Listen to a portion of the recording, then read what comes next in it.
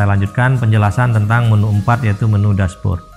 Pada menu dashboard, Anda dapat melihat sejumlah informasi, mulai dari rencana pendapatan hingga anggaran kas belanja dari madrasah. Pada menu evaluasi diri madrasah, akan muncul instruksi agar Anda mengisi instrumen EDM. Anda dapat mengisi instrumen EDM dengan mengklik menu isi instrumen EDM.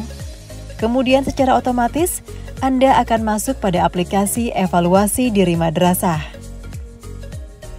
Penjelasan terkait aplikasi EDM akan dibahas lebih lengkap pada tema khusus. Demikian penjelasan saya Bapak Ibu tentang menu EDM. Berikutnya saya akan menjelaskan tentang menu profil madrasah.